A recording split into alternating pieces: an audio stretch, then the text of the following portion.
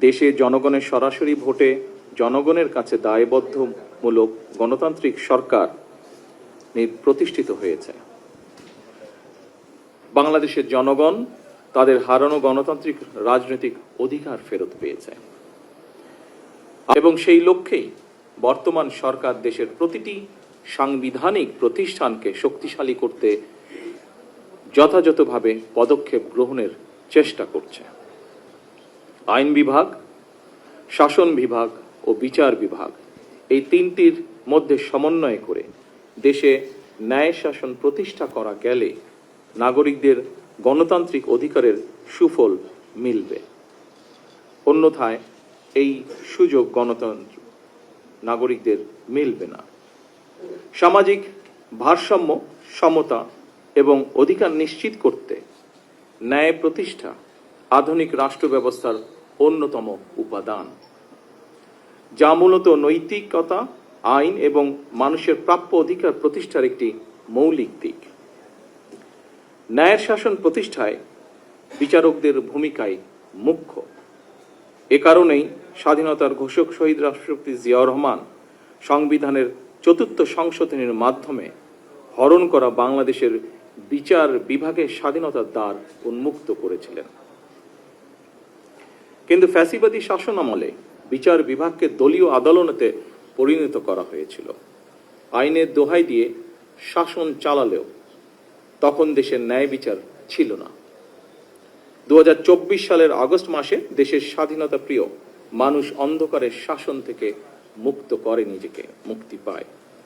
সুতরাং বর্তমান সরকার এবার দেশের ন্যায় শাসন প্রতিষ্ঠার মাধ্যমে জনগণের ন্যায় বিচার পাওয়ার অধিকার প্রতিষ্ঠা করতে বদ্ধপরিকর। আদালত হয়রানির জায়গা নয়, বরং ন্যায় বিচার পাওয়ার নিরাপদ স্থল। জনমনে এমন বিশ্বাস দৃঢ় হলে সমাজ থেকে মব ভায়োলেন্স ও দূরীভূত হবে বলে আমি ব্যক্তিগতভাবে বিশ্বাস করি। এই জন্য বর্তমান সরকার ন্যায় এবং আস্থার জায়গা হিসাবে বিচার বিভাগকে প্রতিষ্ঠিত করতে কাজ করছে। প্রিয় সুধীবৃন্দ, দুর্নীতিমুক্ত, স্বচ্ছ ও স্বাধীন বিচার ব্যবস্থা প্রতিষ্ঠার মাধ্যমে বিচার প্রক্রিয়ায় জনগণের হয়রানি লাঘব করতে সরকার বিচার প্রশাসন ও বিচার প্রক্রিয়াকে সম্পূর্ণরূপে ইলেকট্রনিক ব্যবস্থায় রূপান্তরের অংশ হিসাবে বিচার ব্যবস্থার আধুনিকায়নে ই-বেইল বন্ড পদ্ধতির বাস্তবায়ন কর্মসূচি অব্যাহত রেখেছে এবং যার ফলশ্রুতিতে আজ 7টি জেলায় এই প্রক্রিয়াটি চালু হলো। দেশের সকল আদালতে ই-বেইল বন্ড পদ্ধতি চালু করা গেলে জনগণের বিচার প্রাপ্তিতে বিলম্ব ও বৈষম্য দূর করে ন্যায় বিচার প্রতিষ্ঠার সহায়ক হবে বলে আমরা বিশ্বাস করি। ন্যায় বিচারে বিলম্ব করা মানেই ন্যায় বিচারকে উপেক্ষা বা অস্বীকার করা।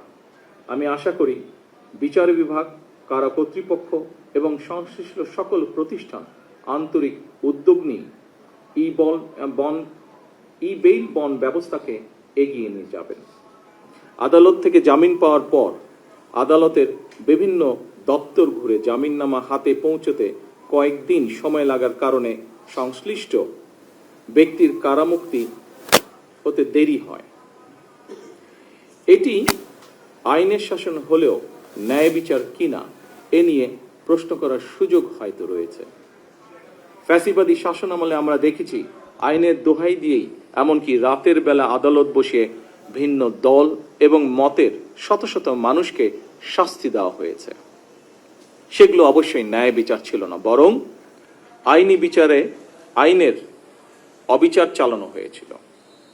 আইনের শাসন এবং ন্যায় বিচার বিষয় দুটি একটি আরেকটির পরিপূরক। আমার কাছে মনে হয় রাষ্ট্রে আইনের শাসনই শেষ কথা নয়, বরং ন্যায় বিচার প্রতিষ্ঠাই হচ্ছে গুরুত্বপূর্ণ। এ কারণেই বর্তমান সরকার রাষ্ট্র এবং সমাজে আইনানুগ ন্যায় বিচার প্রতিষ্ঠা করতে চায়। ন্যায় বিচার প্রতিষ্ঠার জন্য প্রয়োজন ন্যায়পরায়ণ বিচারক। আমি মনে করি জামিন প্রক্রিয়ায় ই-বেইল বন্ড ব্যবস্থা বিচার প্রার্থীদের ক্ষেত্রে বিচার প্রতিষ্ঠার যাত্রাপথে একটি উল্লেখ